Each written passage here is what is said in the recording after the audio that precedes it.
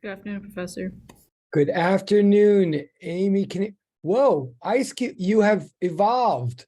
Wow, stage 2. That's awesome. Wait, I shouldn't call attention to it. Sorry, but that's awesome. And oh, actually, what does Ice Cube? Does Ice Cube have an evolution?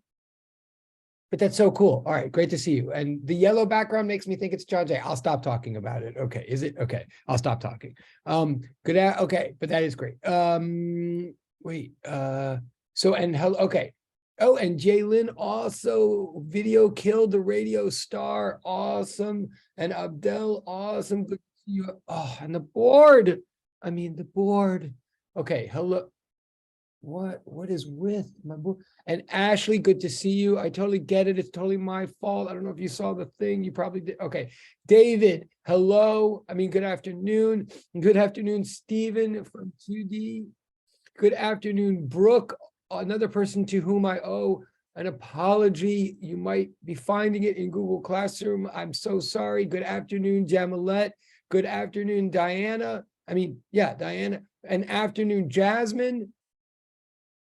Good afternoon, Sophia. Top of the afternoon, Abdel. Good afternoon, Ashley. I guess I just repeated because I saw that. Yeah. Good afternoon, Chloe. Okay. And you know, the funny thing is the people that actually get here early get so bored with all these hellos. Maybe. Okay, we will get to it. I keep losing my board. I don't know why. I kind of do know why. Hang on one second. I'll bring the board back because we're finally getting into some like real math and physics here. And I want to keep going with it while I'm getting the board back up. For I'm sure not the last time. Let me just briefly explain. I just posted something in Google.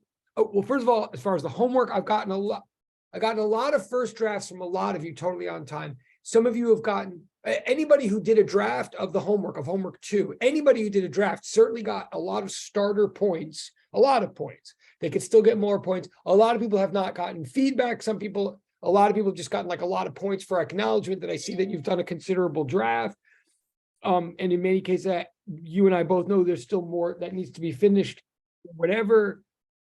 So the sort of new routine is not everything I'm giving back gets feedback, like especially with people. By the time someone hands me a second draft or something, I tend to be giving more extensive feedback or particularly if anybody ever, anyway, whatever. The point is, if you've done any draft of homework 2, hopefully you've at least gotten the acknowledgement in the way of a lot of points. Hold on, someone else is here. And more feedback is to come, and we're going to start going over it.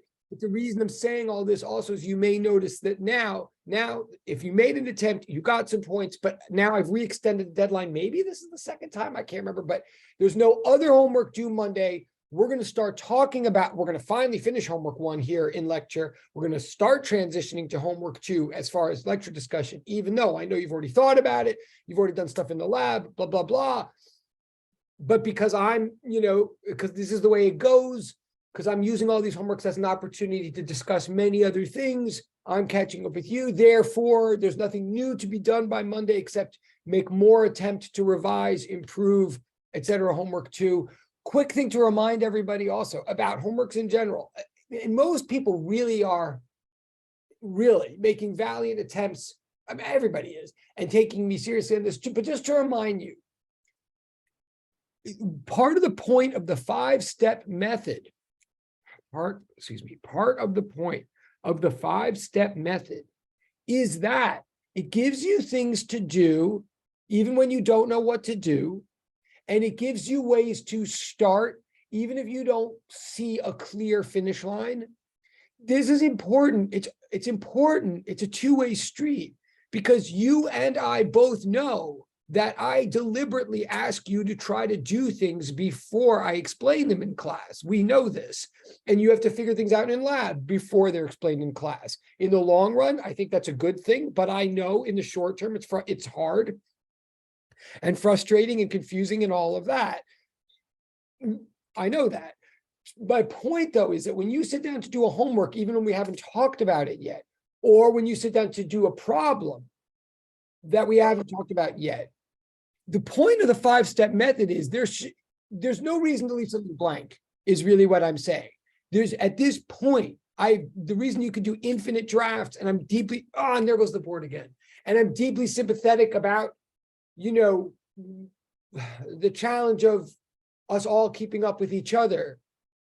You can always do something better the next time. You can always make mistakes the first time. You can always even leave things incomplete the first time. But there's no really reason not to start any and every problem at this point. Like, even when you don't know how it's going to end or you don't think you know the answer, you can always write a diagram. You can always make the question clear. And then generally, possibly, with increasing frequency, I think all of you can think of some definition or general principle or law, some GDP that applies to the problem. In other words, there's at least 2, if not 3 steps that you can do on any problem, even if you think you don't know how to solve it. This is the purpose of the long way of saying, let's increasingly try to not leave things blank when we're turning things in. Like, even if I haven't talked about it yet, that's like the whole, this is all about learning how to do science research, which means doing things that we don't know how to do. Anywho, but that really, actually, honestly, I think most of you are, in fact, doing exactly what I'm asking. So that's maybe the better way to say all that is thank you for realizing that. Okay, but also, I keep losing this board. Also, so that sounded like a great, now criticism of me or constructive criticism of me. I don't know if I'll be able to handle it. Hopefully I'll receive it politely and learn and grow from it. So I totally messed up. The reason there's something in the Google Classroom about 11 extra points, some of you might not even know what I'm talking about. But because I had to cancel the other section yesterday and had to ask them just to watch the video of your class, but I accidentally, just to make this clear, accidentally told a bunch of you in person like a week ago that it was going to be your section that was canceled. It was like a total like brain, I don't know how I created that. I don't know. I got the 2 sections confused somehow in my mind. So I told a bunch of you, oh, there goes my board again. Okay. I told a bunch of you, that there wasn't going to be class yesterday and that you were just going to watch a video. And then there was class. And I didn't even realize I had done that to some of you because I made a whole arrangement with the other section. So I'm here to say, as an acknowledgement, and so some of you missed class yesterday or got confused or came in late, and it's all my fault. It's like 100% my fault. Like, first of all, I want to just clarify that. And any of you who did figure it out in time and managed to make it to class, I totally thank you and I totally admire you. But those of you who didn't make it to class, I totally understand. It was my fault. So what I'm saying to all of you as a reparation or whatever opportunity for any and all of you, whether you even know what I'm talking about or not, even if you were just in class and you had no idea this was going on, any or all of you that got the note that I put in Google Classroom that was sort of an apology to this, if you just got the note at all and you understand what I'm saying and you're not confused anymore and you're like willing to go on with your lives and you just get it, you just say, just return that assignment to me with a word yes. Don't put it in the general comments section because that actually gets confusing to me, but just, just type back you personally to the assignment. If you get all of this and you don't care anymore and you're fine, like, just type yes, you get 3 points for that, just for the fact that I just wasted your time talking about it. But any or all of you, even if you were in class yesterday, even if you weren't confused or subjugated by this, any or all of you that watches the video from yesterday's class, in other words, those of you who missed class, but those of you who are late and confused, frustrated, or those of you who just were in class and just want the reinforcement, if you watch the video from yesterday's class and type in like a short blurb that sort of just makes it clear that you get the point of the video and that you watched it, you type back, you get 8 more points. In other words, anybody who wants 11 points just for either watching yesterday's video or rewatching it, please have the 11 points on the house as my way of saying, like, no, okay. Just, can you just the 2 of you, can you just raise an electronic, what the? I'm sorry. Yeah. Okay, great. All right. Thank you. All right. Awesome. I will take, great. Thank you. Good. Thank you. All right. I appreciate that. So that is great. And thank you. And I'm so, oh, and good afternoon to people that just came in. I won't even, all right. Thank you. Remember, when I was young, they didn't have diagnoses for people like me. I'm just kidding. Well, I'm sort of kidding. So just forgive me. Okay. Oh, I got a smile out of that. All right. One of the avatars even smiled. Okay. So now let's get back to math and physics. Okay. So we're going to finally deal with the end of homework 1B. If my board ever comes back, and they're like, your board might never come back, but I certainly come back being bored. All right. Where is it? Oh, come on.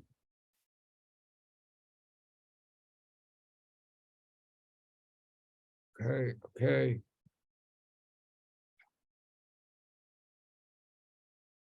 Okay. So where we're going, all right. What's on the board now is where the ship is heading today. I'm yesterday, as far as I'm concerned, we finally landed the plane on what the concept of potential energy really is. Okay, oh, and there goes my board again. Good heavens to Betsy. Please excuse my dear Aunt Sally. This board is. All right, I'm going to quickly say we finished potential energy yesterday. We finished establishing the concept of total mechanical energy conservation, which is a concept that gets us the answers to question 4 and 5 on the homework. The bottom line behind energy conservation is that it applies to any force that does zero net work around a closed path, right? Force for which the closed path integral is 0 is called a conservative force. And when we're under the influence of only conservative forces, such as gravitation, such as elasticity, the spring, if only gravity or the spring, or ultimately an electrostatic force is doing work on us, we from here on in view any path as the outward bound leg of a full round trip journey. And from here on in, we say that when you're going away from an equilibrium spot, even though when you're going away from an equilibrium spot, you're storing up potential energy that you will get back as kinetic when you're eventually released and allowed to go back to the equilibrium spot. So we say from now on that as long as we're under the influence of only conservative forces, that at any given moment, the sum of all of our kinetic and all of our potential energy is a constant, right? That's what we say about conservative forces, such as the spring force from now on, right? So I want to move from that concept of conservative force. So conservative forces and mechanical energy conservation allow us to answer questions 4 and 5 and 6, 7, and 8, which I'm going to do very quickly in a moment. What they allow us to do, and hopefully this is in your notes somewhere, because I know the board is gone again. What energy conservation always allows us to do is predict a speed spot correspondence. Like you name the spot as in the position in space, or you could say a speed space correspondence. The whole point of energy conservation, though, is it links speeds to positions. If you name the position, I can name the speed. If you name the speed, I can name the position. Right? That's what even when such things as acceleration and force are changing continuously, if you name the spot you're interested in, I can name the speed as long as energy is conserved. It's a speed to space correspondence. The thing that we have to get to, though, by the end of the sheet now is these equations on the board that you can't see. I'll just say the thing that we're ultimately asked in question 9 is what about a spot to time correspondence? Like, what about time? I just want you to notice that everything we've said on the sheet so far, all of these weeks and weeks of discussion we've done, is all about what's happening at every position in space for this mass on the spring. We've put in all of this time and all this work and effort to predict and analyze what's going on with the mass at every given position in space, because that's what the energy conservation allows us to do. But none of it, because work is force through space. But none of what we've said has allowed us to make any prediction about time, right? So that's why we're not fully done with this sheet, or we're not fully done unpacking harmonic oscillation. We've done the fundamental part first, which is what is going on in space.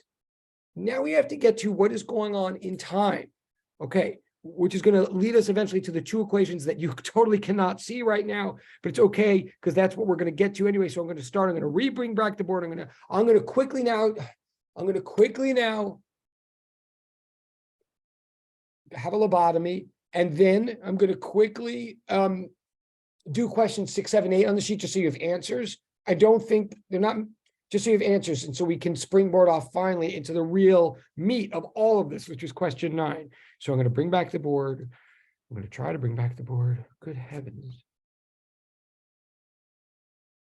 The funny, no, I'm not going to say it. This board fails every time I talk too much. Like, honestly, whenever I don't touch it enough and I just keep talking is when it fails. So you'd really think that I'd learn. It's clearly a sign from the holy quarks of the universe. All right, here we go. Here we go. Okay, here we go. Okay, here we go. Here we go. Here we go. Okay. All right. So what you see on the board stays on the board. What you see on the board stays on the board. All right. So this is where we're getting. These are the punchlines that we're going to get to today. I'm not saying you. I mean, you may recognize this from the homework and from the lab. Hopefully you do. But this is where I'm trying to lead up. This is the punchlines of question 9 is what I'm trying to lead up to today. So let me first bring us back.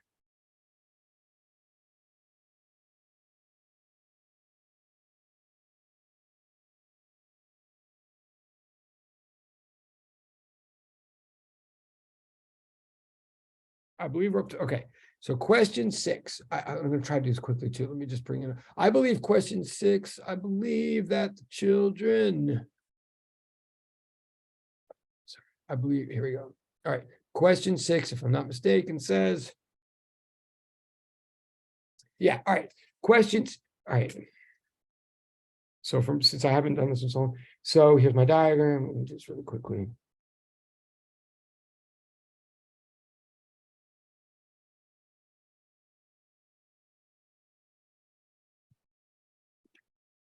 Right, so there's my diagram. And the question is,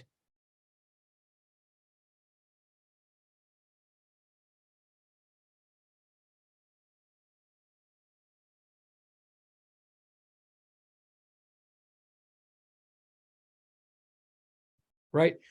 This is question 6, is the next, so the mass started at initial position x naught. It started there where its initial velocity was 0. It's now asking where the next time its velocity is 0, the next time it instantaneously stops in order to reverse direction. In other words, the next time it passes through 0 from, say,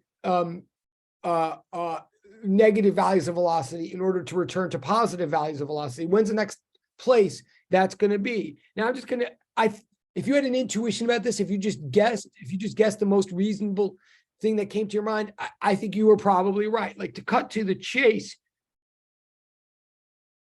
I do think the answer is x equals negative 0.15. But where did I get that from? Why is that? Like, that's intuitively in my mind. Intuitively, it's in your mind because you're probably assuming, well, this whole thing is going to be symmetric in time. It's going to do the same thing and in space. Whatever it did on one side of equilibrium, it's probably going to do on the other side, and it's probably going to keep doing that. And you're right. If you're assuming that this thing is going to be symmetric, you are right. But not because everything in life is symmetric, but because we're saying that this thing conserves energy. The GDP, in other words, for this, we're now, this is really, the next 3 questions are quickly sort of making sure that we understand the English intuitive implications of energy conservation. And one of the big implications is symmetry, particularly in time. You see, I have my step 1 and my step 2. My step 3, my GDP, now is energy is conserved. Okay, to be clear, to be specific, total mechanical energy is conserved.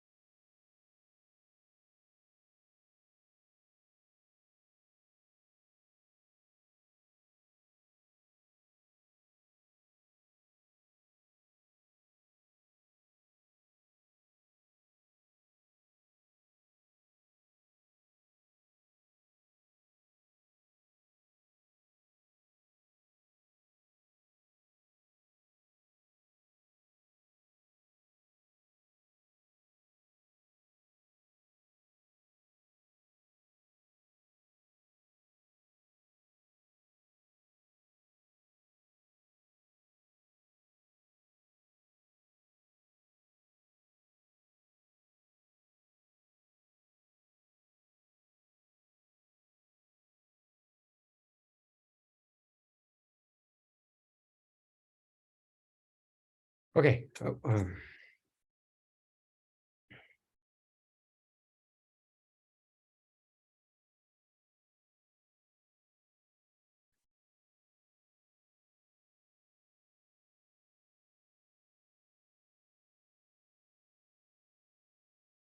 Okay.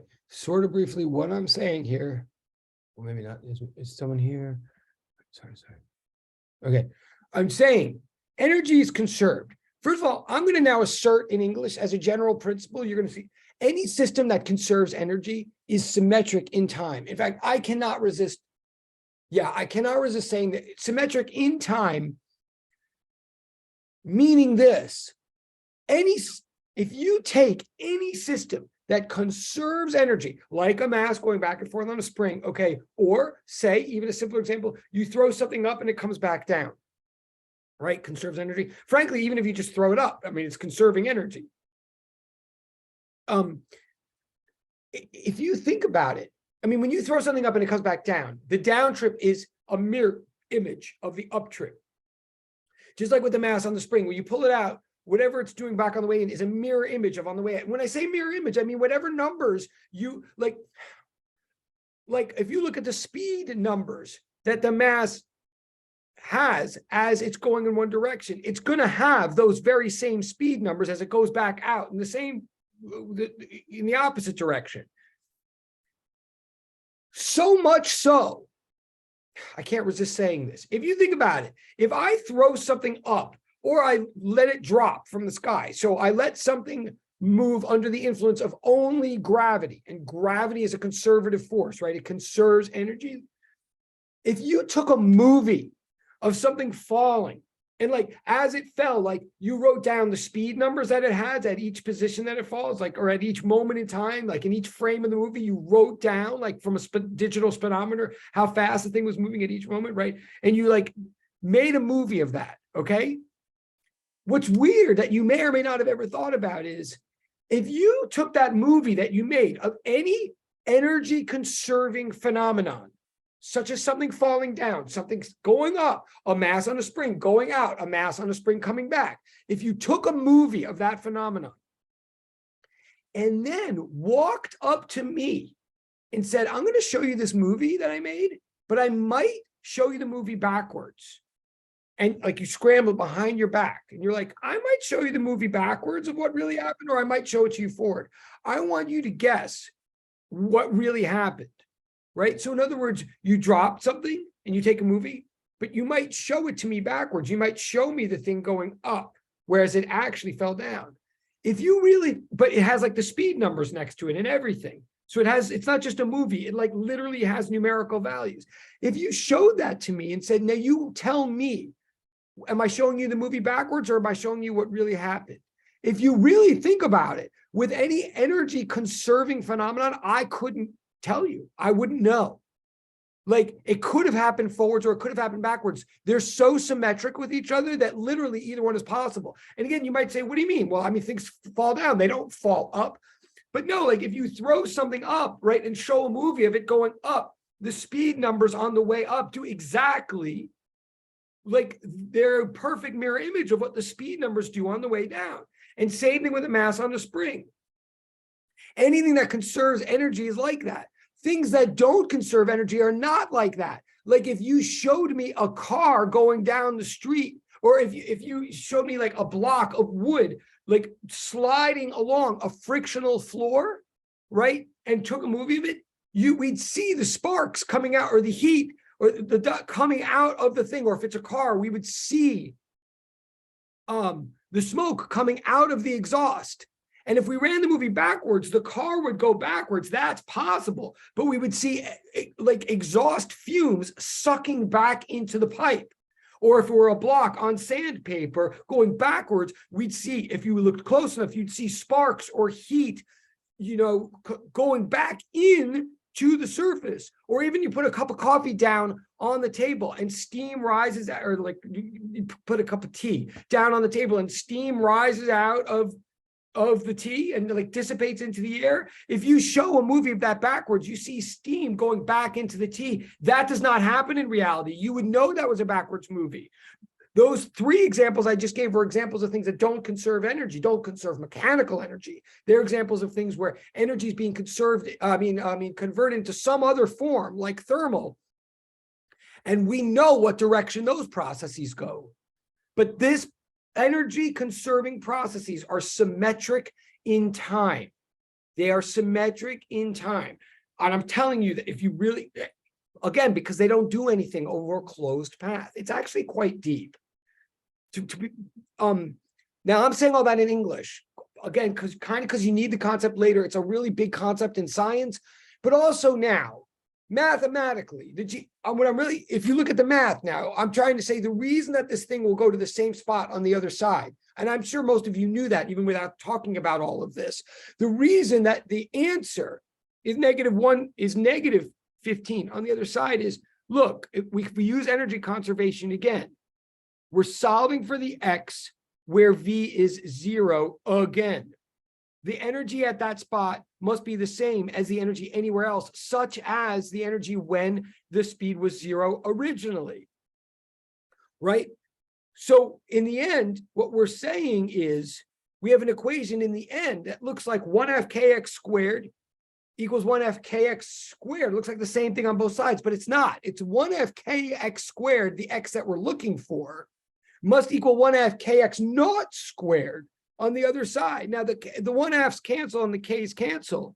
So you might say, well, okay, so it's the same x. But no, what we have at the end is x squared must be equal to x naught squared. The value of the place we're looking for squared must be the same as the square of the original value, 0.15. So that means it's a quadratic. There's two roots. It means from here on in, there's two solutions. There's two places forever and ever and ever with this system where the velocity will be 0. The two places are the two numbers which when squared get you 0.0225. Those two, in other words, 0.15 squared gets you 0.0225, but also -0.15 squared, because a negative times a negative equals a positive, right? So there's two places from here on in that will always yield a speed of 0. So what I'm saying is, to finish this,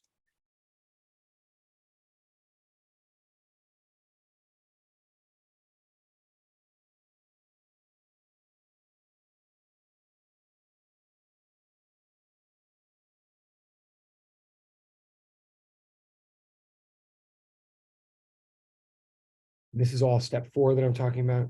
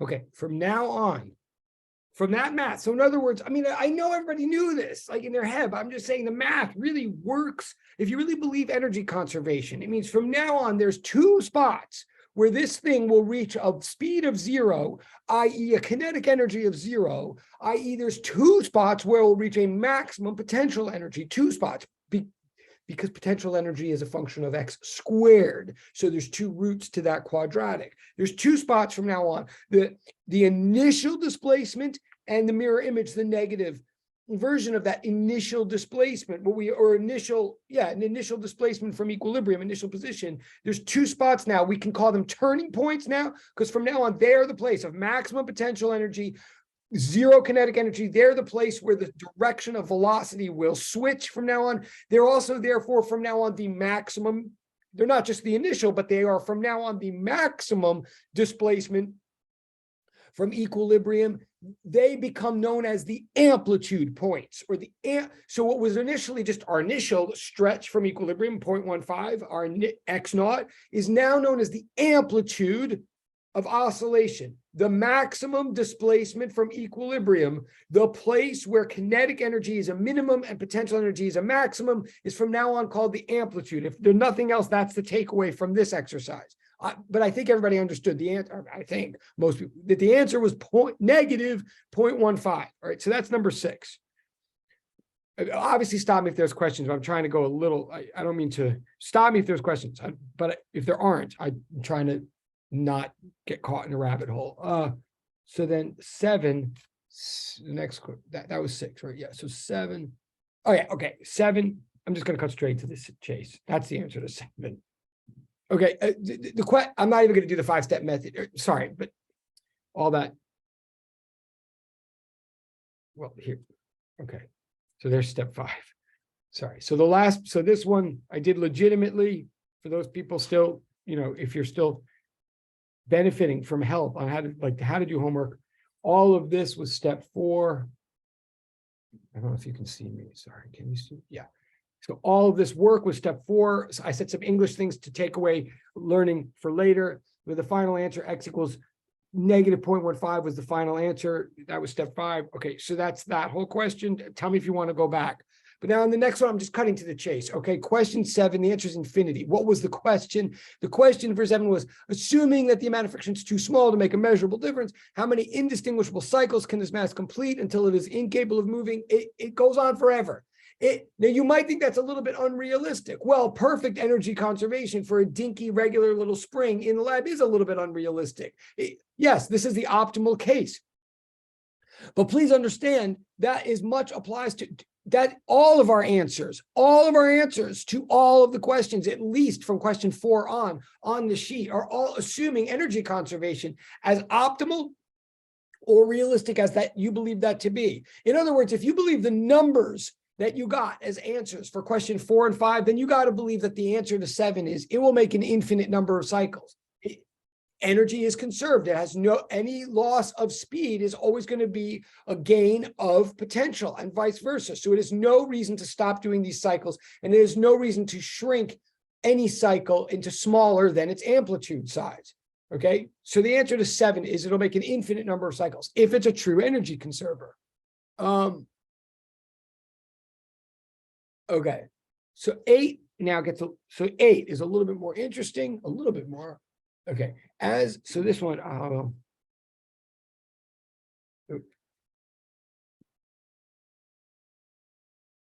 okay, 8, it's the same diagram. I'm just simplifying.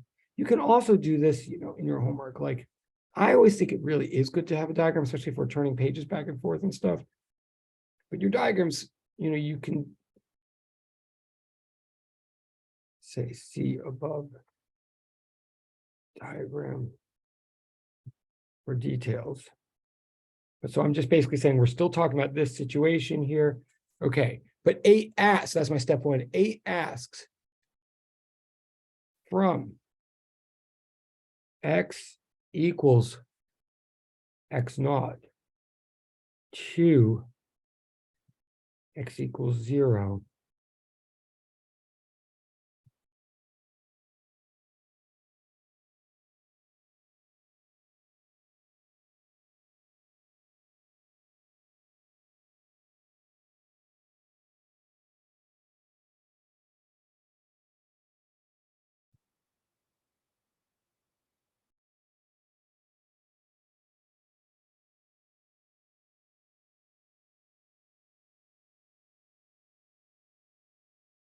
right? So you remember this? I mean, hopefully you're looking, but just this is a little bit interesting. It's actually very interesting. I just don't want to get caught in it. But question 8 is, if we're looking now as the mass, so we're looking just at this sort of first quarter of a cycle, we're just looking as the mass, you let the mass go at 15 centimeters and it starts traveling toward 0 centimeters.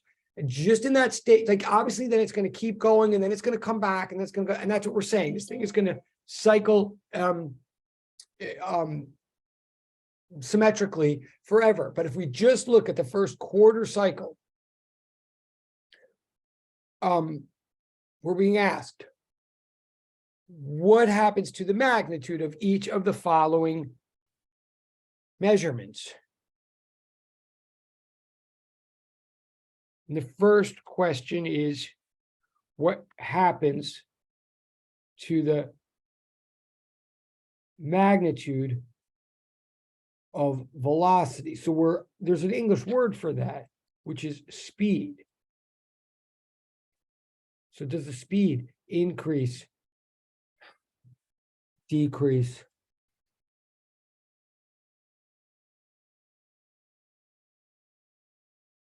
or remain the same?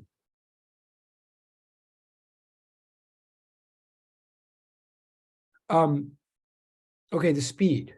Well, to cut to the chase, it started at speed 0, and at equilibrium, it has a speed of 3.87 meters per second, we found out. Like it started with 0 kinetic energy, and it's gaining kinetic energy as it travels in towards 0. So it's not supposed to be a trick question. We're just setting up a comparison here.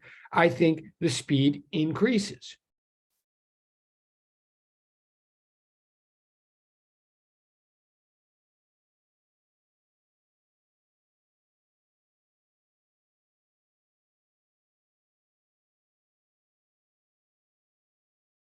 Okay. I mean, you could stop me if there's questions on it, but I think probably most of you. Then it asks about the acceleration. Now now notice we're just talking about magnitude. I don't care about what the sign is. In fact, to be clear, the velocities on the way to the left towards 0, if you think about the velocities, they are negative. The thing is traveling in a negative direction. When we keep saying that the speed at equilibrium is 3.87, that is true. The velocity, in fact, is negative 3.87, but we don't care. We're just looking at the magnitudes. Now, same thing with the accelerations. The thing is accelerating to the left. I know it is because we just said that the speeds are changing. They're increasing. So I know there is acceleration. And I know that the acceleration is pointing to the left. If you remember some of the values we got early, like at the beginning, we got that the value of the acceleration right at the edge at x naught equals x was negative 100 meters per second squared. So I do know they're negative, but I want to remind you that I don't care. We're just asking about what the magnitudes of the accelerations are doing. So this thing is traveling from 0.15 to 0. It is speeding up. It is accelerating. But let's be totally explicit and clear. And please think about this for a second. In fact, I got to look at your faces in a minute. Or I mean, the thing is speeding up. Oh, Amy Kanina went back to, okay, sorry. It is speeding up. It is accelerating. But its acceleration is going down. Please make sure that you're okay with that. In fact, and you might be okay with that. But if you were always okay with it and it never gave you even one bump ever, then maybe you didn't think about it enough. Let me just say one more, like I'm saying,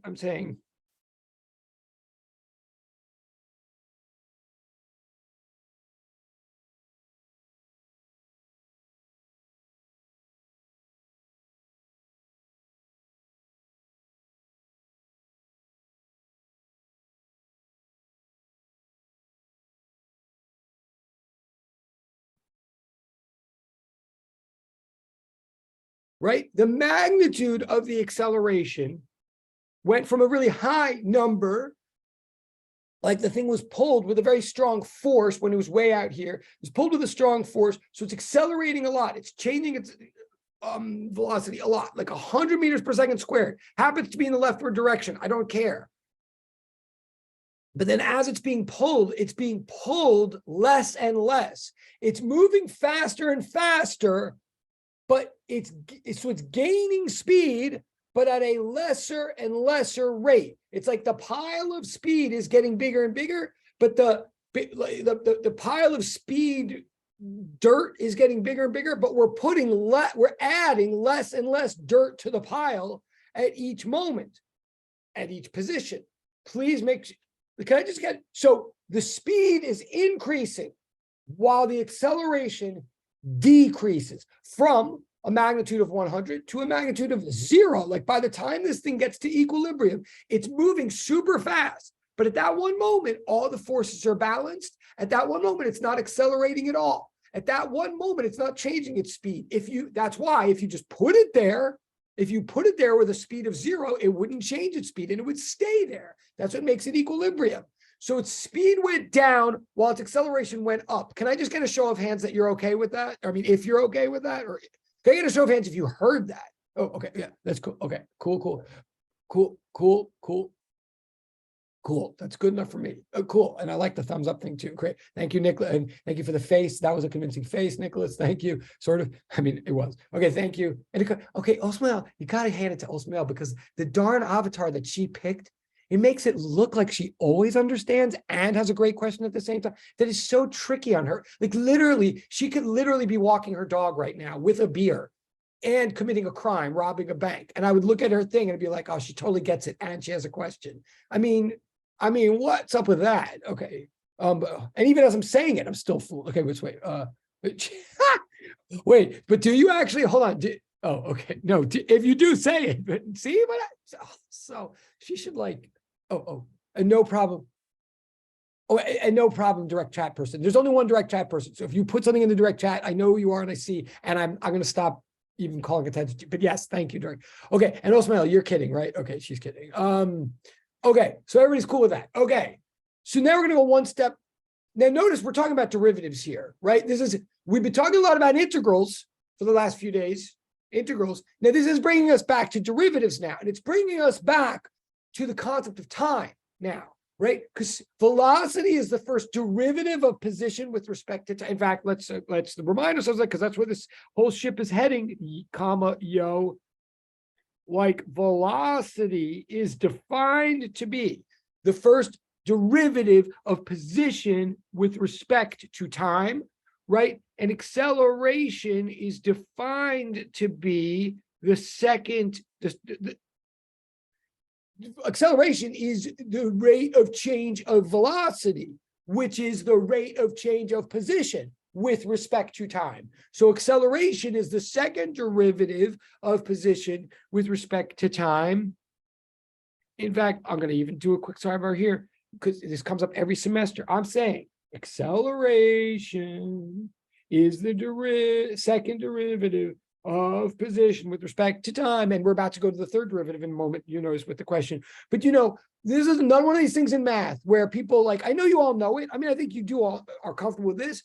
But, the notation's so funny, right? Like the 2 is like sitting there in the middle of the numerator, but in the denominator, that 2 is like flying to the right. Now, if you're anything like me, which I sure hope you're not, but if you're anything like me, that was one of those many things in mathematical notation that looks just off kilter enough, just weird and arbitrary enough that it just that I look at it and I bump half constant. I'm like d2x, dt2, like that. And what if I see that enough times and no one explains to me why, and I assume it's not a typo, then I'm just like, all right, that's another one of those weird things where math people have no interest in making sense. They're not trying to make sense out of anything. It's just one of those black magic, like math things that I just have to accept and memorize. And it just is another brick in the wall of my understanding where I just have consciously start fuzzing out math and thinking like whatever math people say, I'm just going to accept it and memorize it and do well on the test. But like, obviously they're not speaking any kind of language that's my language because I would have never put the 2 in the middle on the top and the 2 on the right on the bottom, right? So I'm not saying I literally said this to anybody when I was, but I'm sure half consciously, it was just another reason for me to stop ever looking for sense in math or believing that I could make sense of it and just accept crap and go on, which made it much harder to learn math well, Well, let me tell you, it actually makes sense that the notation is like that. The reason notation is like that is what we're trying to reinforce to ourselves, that to differentiate, to take a derivative, is to perform an operation on a function. It is not to multiply. When we are differentiating, we're not multiplying. Multiplying is something you do to numbers. A function, and I'm not being sarcastic. I'm like literally trying to tell you something here. And if you can write it down in any way and screenshot it, then cork bless you. I'm saying a function is number in, number out. That's what a function is, right? A rule or a mapping or a box where you input a number and you output a number. That's what a function is. An operation, such as differentiate or such as integrate, is you put a function in, you get a function out. To differentiate is something that we do to a function. Now, why am I making a big deal of this? Because what we're saying here is, what we're saying, this is all kind of a sidebar, but velocity is the derivative with respect to time of x. It's the derivative with respect to time. It's the rate of change in time with respect to x. It's the rate of change of x, treating x as the dependent variable while assuming that time is the independent variable. That's what velocity is, the derivative with respect to time, the ddt of x, right? That's not a big deal, but then, so what's acceleration then? Acceleration is the ddt of the dx dt. It's the derivative with respect to time of velocity, right? So it's the it's the d2 of the d2. You see, I'm saying the reason they write it that way, you still might not like it. You still might not like it. But I'm saying there is a reason. They're trying to emphasize that acceleration is the derivative with respect to time of the derivative with respect to time of position. That's what they're trying to say. Okay, for whatever it's worth.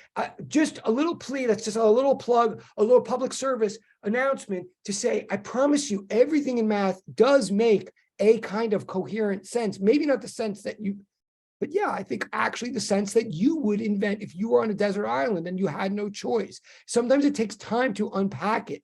But if you assume that these things actually mean something and that notation actually is deliberate, it actually makes it a lot easier and more motivating and more directed to study and to remember these things. All right, anyway, so acceleration is the second. That message brought to you by frantic, spastic ADHD professors of America. Okay, wait, so that's a sidebar.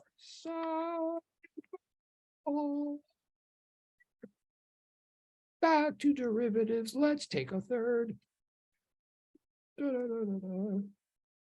Okay, so now we're on C. We're on question 8C.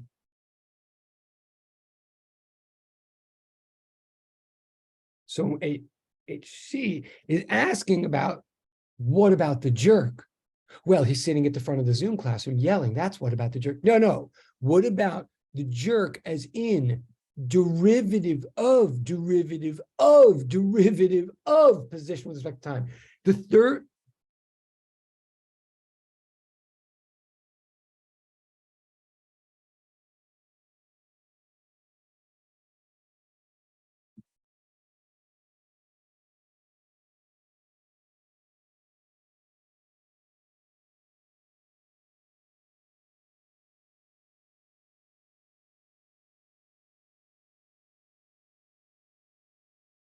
Well, this is a new question, just to be clear. Maybe you've thought about something like this in math. Like when derivatives were presented in math, maybe it was clear that derivative is something that you can do to a function, and then a derivative spits out a function. So necessarily you can do it again and again and again, right? There's no limit. There's no end to how many derivatives we can take of a function, even if we start getting zeros as answers. Now in physics, the third derivative doesn't come up a lot. It didn't come up at all last semester. And there's a reason that in physics, we tend to focus most of our concern, mostly through almost all branches of physics, we tend to hover around the second derivative of position with respect to time, because, F equals ma. In fact, in a deep way, that's kind of what FF equals ma is telling us. It's saying, and remember, it's the same guy that in one part of his brain invents all this language of calculus, of derivatives, rate, instantaneous rates of change and all that. One part of his brain says, oh, I could take a rate of change, and I could take a rate of change of a rate of change, and I could take a rate of change of a rate of change of a rate of change, and I could do all this for, and he invents this whole math for that, which is, I mean, he's not the only one, but he does. But then the other side of his brain, he says, but now if I'm going to apply this to the physical world of space and time, it's interesting. In the physical world of space and time, it seems to be the second derivative that indicates where the activity occurs in space and time. Interactions, pushes and pulls, tend to produce second derivatives.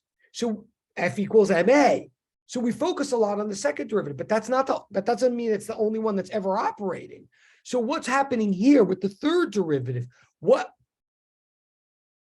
As the thing is moving in, its speed is going up, its acceleration is going down. What's its jerk doing? Do I know? Do I have a formula for that? I don't think I have a formula for it, not yet. But I think I might have a pattern for it if I back up and look.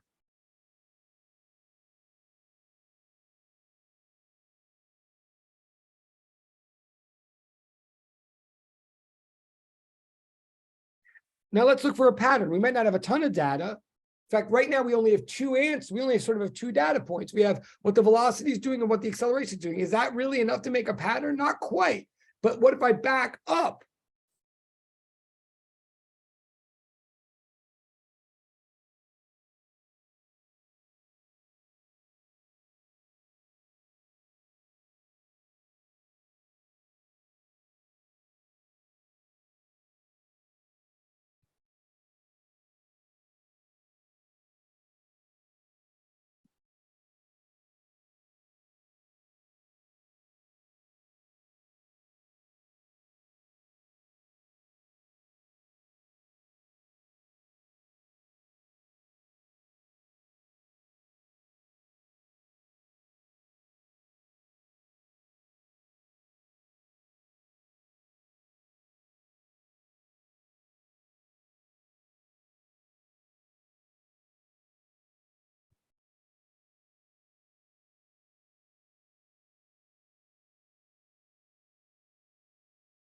So look, right? What we're looking for what the third derivative is doing. The first derivative velocities, the magnitudes, all magnitudes. We're looking at what we're trying to guess or conjecture or predict what the third derivative for this motion would do. Well, the first derivative is going up. The second derivative is going down. Why don't I go back to the zeroth derivative, so to speak, the function itself? What function? Position. Velocity is the first derivative of position with respect to time. Acceleration is the second derivative of position with respect to time. Let's look at position itself. That's the easiest one to look at. What the question? It's too bad the question didn't even just ask us that from the outset. The position itself is going from positive 0.15 down to 0, right? So the position itself, magnitude, is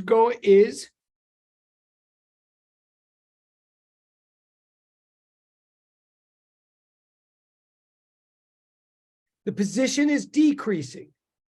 The speed is increasing. The acceleration magnitude is decreasing. If I had to guess or conjecture, in fact, I'm going to ask you, I don't know what you did for this one. Okay, honestly, there's been a, for this one, you have to think on the homeworks that I got a lot of different answers, and fair enough. It's a hard, and there's different ways to think about it. I will tell you that a lot of the answers I got for this one, I got constant. From past experience, I can sort of see why people would say that. Because in a lot of our past problems, that's true. In fact, in a lot of our past problems, the jerk is not only constant, but it's 0. Because in a lot of our past problems, acceleration itself is constant. Therefore, jerk is 0. And I hope that's clear to everybody, by the way. Once a certain function is constant, then its derivative is 0. And 0 is a constant. So once a derivative hits 0, all the remaining derivatives that you can ever think of hit 0. Again, that's why in most of these problems up until now in physics, where we're focusing on constant acceleration, that means zero jerk, and that means zero fifth derivative, 0 6, etc. So there's nothing else to talk about.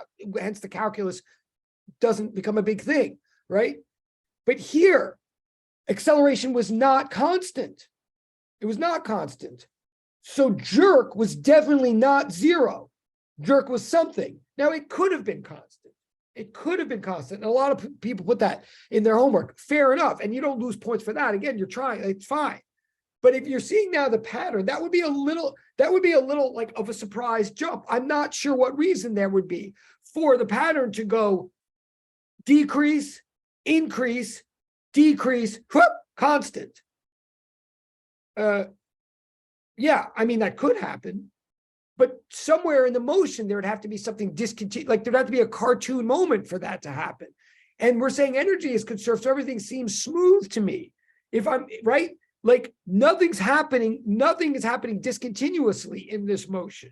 All changes seem to be happening smoothly. And so the changes in the changes seem to be happening smoothly. So if you had to guess right now, and I know it's 112, if you had to guess right now, and I'm going to change the screen again so I can see, in the direct chat or in any chat, please tell me right now, if you had to guess based on the pattern that, I don't care what you put for the homework, right now, if you're with me, I'm saying the pattern is position went down, speed went up, acceleration went down. What do you think the jerk, the third derivative is doing? Please put in the chat.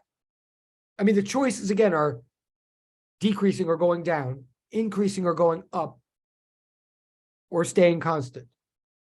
And I'm looking at the chat. Okay, things are happening in the chat.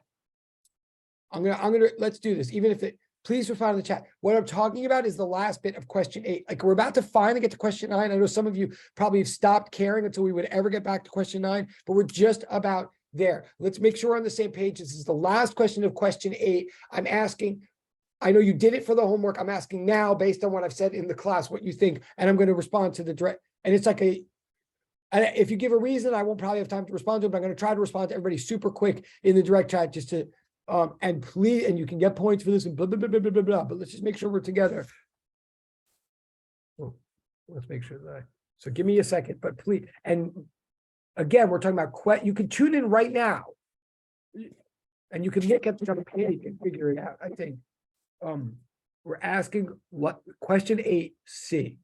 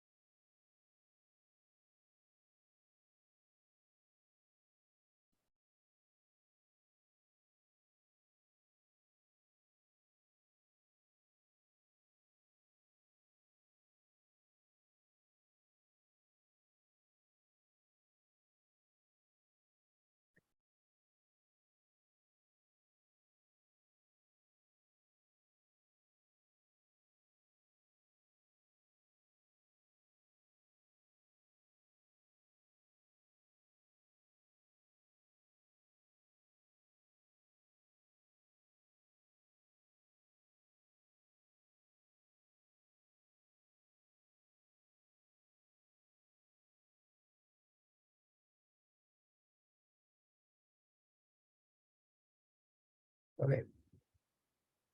So about 5 of you responded. I totally appreciate it. Really. And I want to say, I'm going to take this also as a sign that I'm just talking too much and getting too, because honestly, I think if you, and of the 5 that responded, to be totally honest, and you should all submit, those of you who responded at all, please submit for the points. I hope you notice everybody who's submitting for points is getting them like fast. Like the points are coming back faster this semester. I hope you're noticing, like they were always real, but hopefully you feel the gratification of them faster now and there's more. So please, if you submitted at all to this chat, please submit for the points, and you still can, by the way. And yes, we're just talking about till equilibrium. We're just talking about, so that's good, person who just, we are only talking about equilibrium. So good, that's fine. Hold on. If you submitted at all, please submit, to the thing that says for right or for wrong. That's like 7 or 8 points or something like that. Now, I will say that that not a lot of people are submitting. I mean, like some of you are. Some of you are submitting the wrong answer here, which means you can also submit to the portal that says be wrong, be really wrong. I want to encourage you all to participate even when you're not sure. And I'm serious about that. But let me say to all of you too, honestly, because we're about to do something that I've taken a long time to get to the interesting thing, question 9. It's probably driving some of you crazy. But the fact is that the stuff that we have to do in question 9 and in homework 2, and the stuff you started doing in the lab is differential equations, which are hard. It's hard. It's real math. It's not a joke. And it really requires, I think, all this scaffolding to get us there. But once we start, and I know we only have 13 minutes today, and that's fine left. That is fine. But if I sound a little bit edgy or a little bit nervous, it's because I feel like I always take a little too long to get there. But then when we get there, I always take that long again the next semester, because what we're about to get to with differential equations, you kind of have to be really focused. It's not a joke, differential equations. It's not required to get into this class, but it's required to do in this class. It's not a prerequisite, differential equations, but it's part of the class material. The prerequisite is integral calculus, which you already took, right? And we're trying to review and refresh that because we all know that just taking something once doesn't mean you're a master at it. But I'm telling you, we're about to get into differential equations, which is a branch of mathematics that's a little bit head spinny. So you want to be focused for it. Why am I saying all this? Because right now, in my heart, what I believe is everybody would get this question. They would get this question right now if you were totally with me. And some people didn't. And it's all respect to them because they tried. But all of you, this is almost me being almost mean. Sorry. But look, please tune in and notice the pattern is that the position. Okay, cool. Wait, there's more coming in the chat. So hold on, I'm going to acknowledge that. Okay, cool. Okay, I'm just acknowledging the chat, and then I'm going to go back.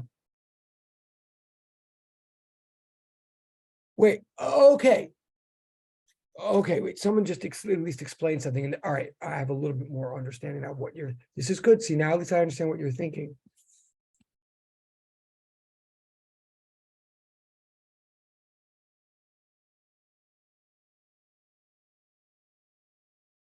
Hold on.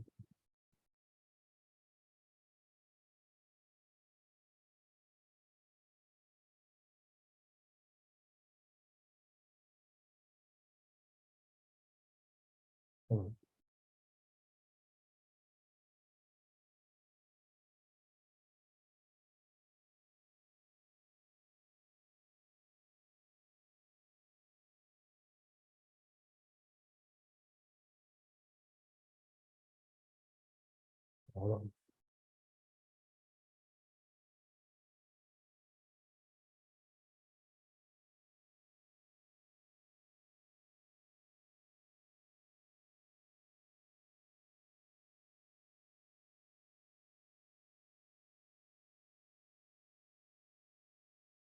Okay, look. So, and again, I want to get to question. We are going to get to question. We're not going to get far in it. We're going to get to it. Look now. A number of people have now participated. About a third of those people got not the right answer the first time. Okay, but a couple of them now just participated back again and explained to me, or a person now explained to me where he or she got an answer that I don't think is right. And that explanation at least helped me see what people were thinking. And I'm also seeing to what extent we're all paying attention or not. So honestly, in the last 2 minutes of just this direct chat, in some ways, probably more education happened, at least for some people in the room, than for all of my babbling for an hour. This is every time we do direct chat, folks, it reminds me of really how tough this whole Zoom thing is on all of us. I always think I'm going way too slow, and in some ways I am, but I'm also going way too fast for Zoom. There's just only so much any of us can absorb. I get it. So good reminder to me, but it's also a reminder that those of you who actually are putting things in the chat are getting a lot more out of this and helping me calibrate you a lot. So look, here's the deal. The answer that we're looking for, and I hope at least you know where we are right now in the sheet. And again, please, like, just the next thing for 11 minutes and for the next class, it's going to be thicker and deeper than this. What we're talking about right now, we're talking about derivatives. I'm saying that the answer to question 8C on homework 1B, question 8C, I think the answer is actually increase. The jerk, the third derivative of position with respect to time, i.e., the derivative of acceleration, I think is increasing. And the reason I think that, is a simple one once you hear it. Once you hear it, it's like very straightforward and like kind of hard to argue once you hear it, but that doesn't mean you would think of it until you hear it. What I'm saying is, if you think about derivatives, which we really got to think about to get to the differential equation in question 9, if you think about rates of change of a function, the function here is position. The function is where is the mass at any given moment in time. The position is decreasing from 0.15 to 0. The position is decreasing. The position is decreasing from 15 centimeters to 0. The velocity, the first derivative of position, called velocity magnitude, is increasing from 0 to 3.87 meters per second. The derivative of that, called acceleration, is decreasing from 100 to 0. In other words, the pattern here, the pattern is decrease, increase, decrease. And now I'm asking for the next thing in the pattern. I'm asking for the next rate of change. I'm asking for the third derivative of position with respect to time, which is called jerk. I'm asking for the rate of change of acceleration. So the pattern is decrease, increase, decrease. I'm asking for the next one in the pattern. It's increase. And honestly, I'm not yelling out of anger, but I'm yelling to make this as clear as possible. I think if you all think of it that way, if you actually see the whole pattern, if you see it's down, up, down, the next one is up. And I think that's the answer. That's not a proof. It's just a way of thinking. But a lot of you actually in the chat, a lot of you, nobody was alone. Nobody was like flying out there on their own, like weird. A lot of you thought that the answer was decrease. And then one of you sort of explained why. One of you explained, and it helped me, and it's helping the whole class. One of you explained that, like, well, since the last one, since the acceleration was decreasing, it would seem that the jerk is increasing because jerk is change in acceleration. That's a very common misconception. Like, I get it. What people want to think half consciously in physics all the time, they want to think that if something is speeding up, in fact, people used to write this in papers all the time last semester. It's very easy to say something speeding up, so it has an increasing acceleration. People say that all the time. Something is speeding up, so it's increasing its acceleration. I'm here to say, whoa, we got to be really careful.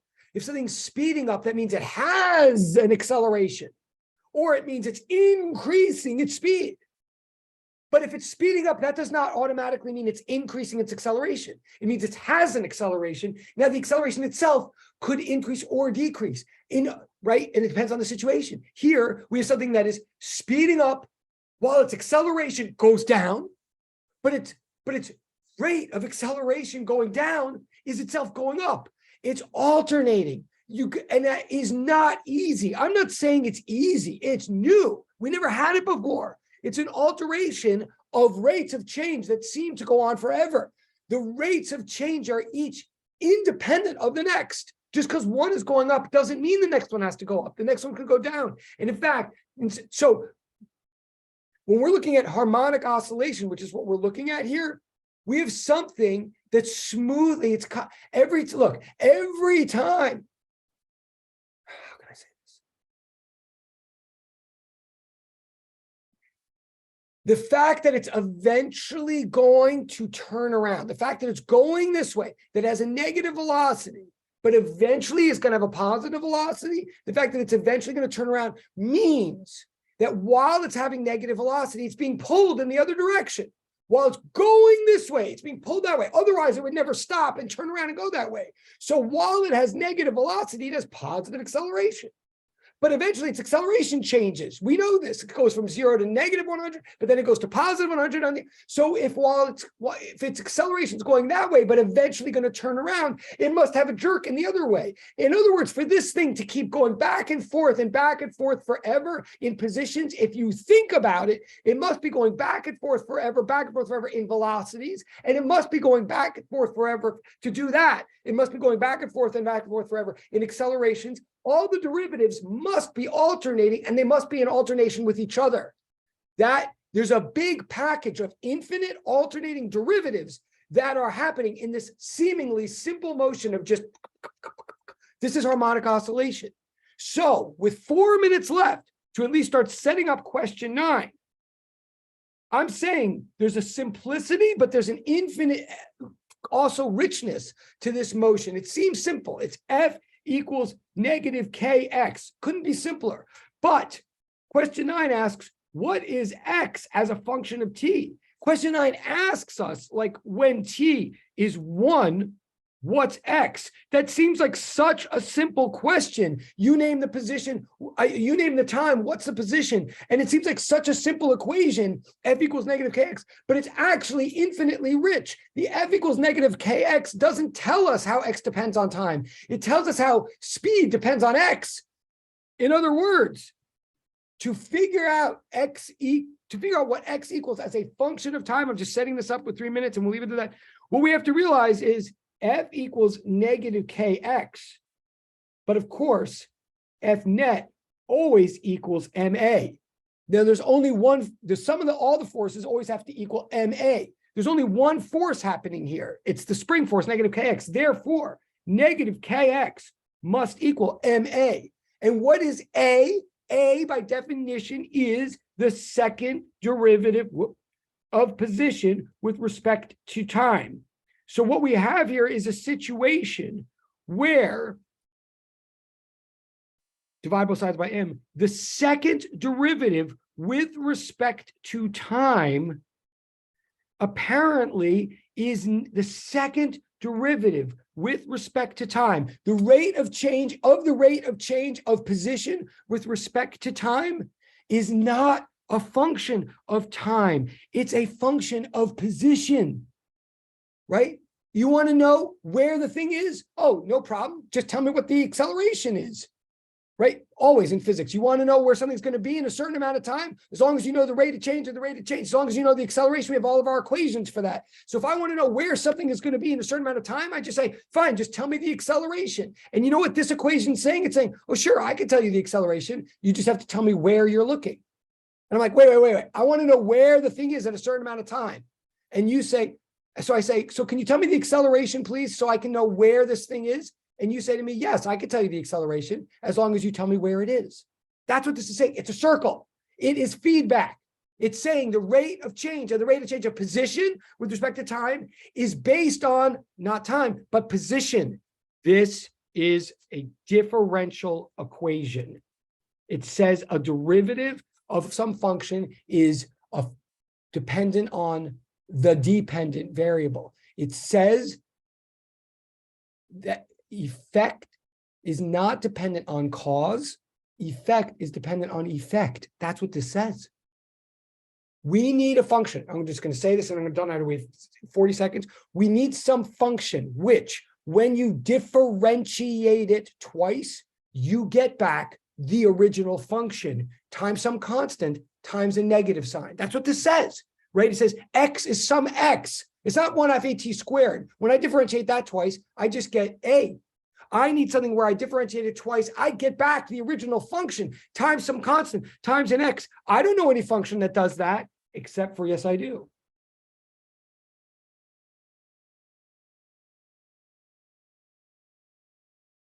Cosines, what's the derivative of cosine? It's negative sine. What's the derivative of negative sine? Negative cosine. When you take the derivative of a cosine twice, you get back itself times a negative. That looks like the kind of function I need to answer this question. And also that looks like not a coincidence, because if I think about the position of an oscillator, a mass on a spring is doing as per lab 1, lab 2, it's going back and forth smoothly forever as a function of time. Cosine is the function we need to describe this, predict this, and satisfy this differential equation. We'll leave it there for now. You've been very patient. You've been very good. I hope any of this made any kind of sense. Oh, so the answer, And so the answer, if you plug in, you end up, if you just want to know, we'll explain this more on Monday, but thank you. I see in the chat. The answer is actually about 0.116 meters, I believe. If you plug in, it actually, if you plug in